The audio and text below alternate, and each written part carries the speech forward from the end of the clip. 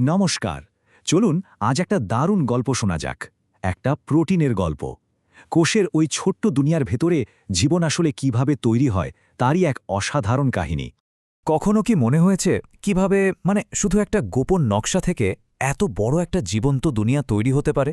এই প্রশ্নটা নিয়েই কিন্তু আমাদের আজকের পুরো জার্নিটা। চলুন তো এই রহস্যের গভীরে ডুব দেওয়া যাক। আচ্ছা, তাহলে আমাদের গল্পের প্রথম অধ্যায়টায় আসা যাক। এর নাম দিয়েছি কোষের মাস্টার প্ল্যান। এখানে আমরা বোঝার চেষ্টা করব যে কোষের জন্য প্রোটিন কেন এত বেশি জরুরি, কেন বলা হয় যে প্রোটিনই আসলে সবকিছু। ভাবুন তো, একটা কোষ যেন একটা আস্ত রাজ্য, আর সেই রাজ্যের সবথেকে গুরুত্বপূর্ণ কর্মী কারা? ঠিক ধরেছেন, প্রোটিন। ওরাই হলো আসল ওয়ার্কার। ওরা কখনো এনজাইম হিসেবে কাজ করে, বিক্রিয়াগুলোকে দ্রুত ঘটায়, কখনো আবার কোষের পুরো কাঠামোটাকেই ধরে রাখে। শুধু তাই না, জিনিসপত্র এদিক ওদিক নিয়ে যাওয়া, বিভিন্ন সিগন্যাল বা সংকেত পাঠানো, এমনকি রাজ্যের সুরক্ষার জন্য কোষকে রক্ষা করার দায়িত্বও কিন্তু ওদেরই। সোজা কথায়, কোষের প্রায় সব কাজই একা হাতে সামলায় এই প্রোটিন। আর এই পুরো ব্যাপারটা জানেন তো, খুব সহজ একটা নিয়ম মেনে চলে। কোষের ভেতরে একটা মাস্টার ব্লুপ্রিন্ট রাখা আছে, যার নাম হলো ডিএনএ। এখন সেই মূল ব্লুপ্রিন্ট থেকে প্রথমে একটা অস্থায়ী মেসেজ কপি করা হয়, যাকে আমরা বলি এমআরএনএ। আর সবশেষে ওই মেসেজটা পড়েই তৈরি করা হয় আমাদের সেই কর্মীদেরকে, প্রোটিনকে। তাহলে ব্যাপারটা কি দাঁড়ালো? ডিএনএ থেকে আরএনএ, আর আরএনএ থেকে প্রোটিন। ব্যাস, এটাই হলো জীবনের সেন্ট্রাল রুল বা মূল সূত্র। বেশ, তাহলে গল্পের পরের ধাপে যাওয়া যাক। এই ধাপটার নাম হলো ট্রান্সক্রিপশন। এর মানে কি? এর মানে হলো ওই যে গোপন কোডটা, সেটাকে কপি করার প্রক্রিয়া। আমরা জানি ডিএনএতে দুটো সুতোর মতো স্ট্র্যান্ড থাকে, একটার নাম টেমপ্লেট স্ট্র্যান্ড, অন্যটার নাম কোডিং স্ট্র্যান্ড। এখানেই কিন্তু অনেকে একটু গুলিয়ে ফেলে। তো সহজ করে বলি, আসল মেসেজটা থাকে কোডিং স্ট্র্যান্ডে, কিন্তু যে মেশিনটা কপি করে সে সরাসরি এটাকে পড়তে পারে না। তাই সে কি করে? সে ঠিক এর উল্টো দিকে থাকা টেমপ্লেট স্ট্র্যান্ডটাকে পড়ে, আর এমনভাবে কপি করে যাতে ফাইনাল মেসেজটা হুবহু কোডিং স্ট্র্যান্ডের মতো হয়। ইন্টারেস্টিং, তাই না? আর এই কপি করার একটা গোল্ডেন রুল বা সোনালি নিয়ম আছে। নিয়মটা হলো যে এমআরএনএ মেসেজটা তৈরি হয়, সেটা ডিএনএর কোডিং স্ট্র্যান্ডের সাথে এক্কেবারে হুবহু মিলে যায়। শুধু একটাই ছোট্ট পার্থক্য। ডিএনএতে যেখানে যেখানে টি থাকে, এমআরএনএতে তার বদলে ইউ বসে। মনে রাখার জন্য ভাবা যেতে পারে এমআরএনএ হলো কোডিং স্ট্র্যান্ডের যমজ ভাই, কিন্তু সে টি এর বদলে ইউ ব্যবহার করতে ভালোবাসে। ব্যাস, এটুকুই। এই পুরো ট্রান্সক্রিপশন প্রক্রিয়াটা কিন্তু মাত্র 3টে সহজ ধাপে হয়। প্রথম ধাপ ইনিশিয়েশন, শুরু। এটা হয় একটা বিশেষ সিগন্যাল থেকে, যার নাম প্রোমোটার। দ্বিতীয় ধাপ ইলঙ্গেশন, মেসেজটা লম্বা হতে থাকে বা তৈরি হতে থাকে। আর সবশেষ ধাপ টার্মিনেশন, শেষ। এটা হয় আর একটা সিগন্যাল দেখে, যার নাম টার্মিনেটর। কি সহজ! প্রোমোটার দিয়ে শুরু, টার্মিনেটর দিয়ে শেষ। আচ্ছা, এই যে মেসেজটা তৈরি হলো, এটা কিন্তু সাথে সাথেই কাজে লেগে যায় না, অন্তত আমাদের মতো উন্নত কোষগুলোতে, ইউক্যারিওটিক কোষে। নিউক্লিয়াস থেকে বাইরে বেরোনোর আগে মেসেজটাকে একটু সাজিয়ে গুছিয়ে প্রস্তুত করতে হয়। এই বিশেষ প্রস্তুতির ধাপটাকেই বলা হয় আরএনএ প্রসেসিং। তো এই মেসেজটাকে রেডি করার জন্য মোট 3টে কাজ করা হয়। 1, এর মাথায় একটা 5 প্রাইম ক্যাপ পরিয়ে দেওয়া হয়। এটা অনেকটা একটা প্রোটেক্টিভ হেলমেটের মতো। 2, এর পেছনে একটা পলি এ টেইল বা লম্বা লেজ জুড়ে দেওয়া হয়, যা ওকে স্থিতিশীল রাখে, অনেকটা একটা কেপের মতো। আর 3 নম্বর কাজটা হলো স্প্লাইসিং, মেসেজের ভেতরকার সব অপ্রয়োজনীয় বা জাঙ্ক অংশ, যেগুলোকে আমরা ইন্ট্রন বলি, সেগুলোকে ছেঁটে বাদ দেওয়া হয়। তাহলে কি হলো? ক্যাপ, টেল আর স্প্লাইস। এই পুরো এডিটিংয়ের পর আমাদের এমআরএনএ মেসেজটা এখন একজন ম্যাচিওর বা পরিপক্ক মেসেঞ্জার, আর সে এখন কোষের মূল কেন্দ্র নিউক্লিয়াসের নিরাপদ আশ্রয় ছেড়ে বাইরের দুনিয়ায় তার আসল কাজের জায়গায় যাওয়ার জন্য একদম তৈরি। তাহলে মেসেজ তো রেডি, এখন সে কোথায় যাবে? আমাদের গল্পের পরের ঠিকানা হলো রাইবোজোম, আর এই রাইবোজোমই হলো কোষের প্রোটিন তৈরির আসল ফ্যাক্টরি। এই ফ্যাক্টরিতে যে কাজটা হয় তার একটা গালভরা নাম আছে, ট্রান্সলেশন।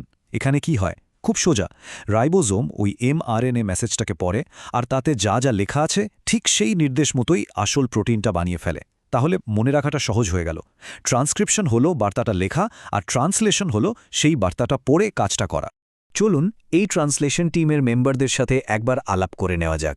প্রথমত আছে এমআরএনএ, মানে নির্দেশসহ সেই মেসেজটা। তারপর আছে রাইবোজোম, যে হলো ফ্যাক্টরি, যে মেসেজটা পড়বে। আর সবশেষে আছে টিআরএনএ, মানে ট্রান্সফার আরএনএ।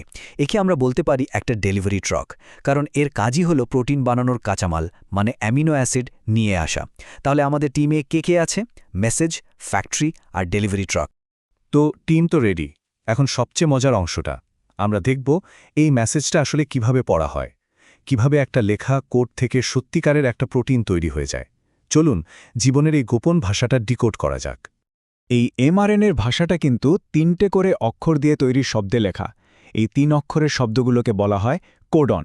এর মধ্যে একটা খুব স্পেশাল কোডন আছে, AUG। এটাকে দেখলেই রাইবোজোম বুঝে যায় যে এখান থেকে কাজ শুরু করো। আর কাজ থামানোর জন্যেও 3টে সিগন্যাল আছে, UAA, UAG আর UGA। এগুলোর যে কোনো একটা দেখলেই মানে হলো ব্যাস এখানেই থামো। তাহলে AUG হলো স্টার্ট সিগন্যাল আর ওই 3টে হলো স্টপ সিগন্যাল। আচ্ছা, আমাদের সেই ডেলিভারি ট্রাক মানে টিআরএনের কথা মনে আছে তো? ওর কাছে একটা ম্যাচিং পার্ট থাকে যার নাম অ্যান্টিকোডন। ব্যাপারটা অনেকটা তালার সাথে চাবি মেলানোর মতো। এমআরএনএর কোডন হলো তালা, আর টিআরএনের অ্যান্টিকোডন হলো তার সঠিক চাবি।